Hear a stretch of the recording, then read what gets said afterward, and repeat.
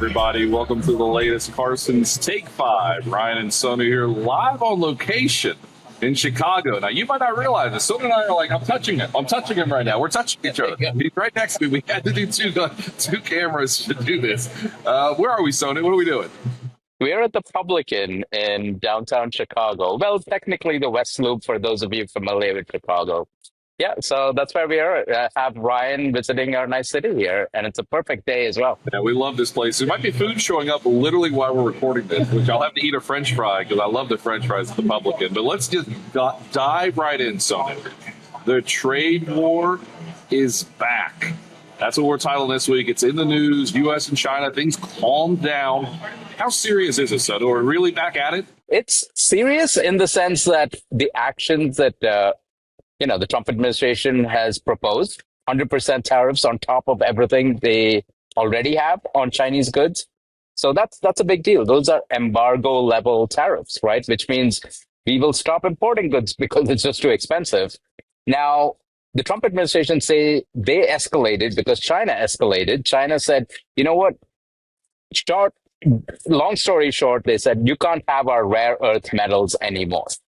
You have to require licenses from us, businesses that need rare earth metals for magnets, things like that. Think of this as, something that requires your car seats to move back and forth or up and down, whatever it is. If we don't have that, we have to go back to manual. Ryan, I'm pretty sure you don't want to go back to manual adjustments of car seats. No, I don't. No. You think about it, Sonu, we just went 33 days without a 1% move up or down on the S&P 500, the longest streak since before COVID. My take, we're due for some October volatility. It's the spooky season. It's scary movies. Maybe we get some big moves. It all started last Friday with a nearly 3% drop last Friday. It feels like every day since has been very volatile. The market's still up a little bit, but still very volatile.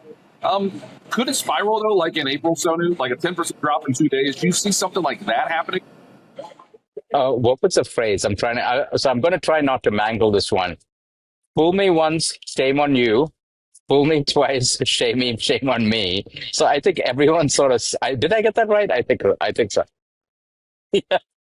So, no, look, the market we've seen this movie before.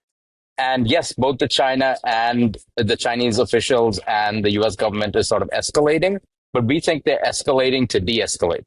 Both sides are pushing higher, but that gives them something to pull back to, right? And what do they pull back to? They pull back to the status quo. Absolutely. I mean, the truth is, these rare earths, they're in lots of stuff. And this is kind of China's way of fighting back against tariffs. I don't know. I mean, they've been doing this for a while, though, right? Is this rare earth stuff new, really? Like the fighting over it?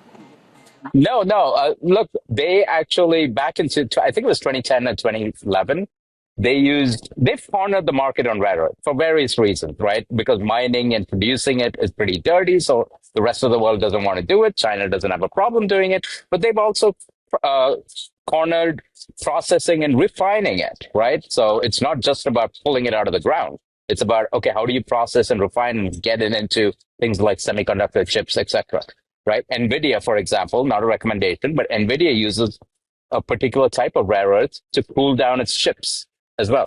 So that's I was losing it. I saw just like a head. It was just the head. So it's like a Halloween, just the head of Sonu for a while. I was drowning. So anyway, that's what rare earths are for. But going back to what I was saying, back in 2010, 2011, somewhere around that time, China pulled the same thing with Japan. They said, there's a tiff with Japan. I think that's basically what it is, a tiff. And China said, no, you can't have our rare earths, right? Then they, negotiated and all of that. So the same thing it's happening now. It's just China showing their hand. They're saying, we have leverage. You're not the only ones with leverage to the Trump administration. But I think President Trump and President Xi are going to meet at the end of this month in South Korea in the sidelines of the APEC summit. It's the Asia Pacific Economic Cooperation Summit. And I think they'll sort things out. Well said. So listen, we're kind of at the end here. The reality of this bull market is 3 years old. 3 years ago, right now, is when the bear market ended. So we've looked into this. When you get to your third birthday, the last 50 years, you know what happens? The bull market usually continues, all right? Going back in history, only once has a bull market ended in that fourth year.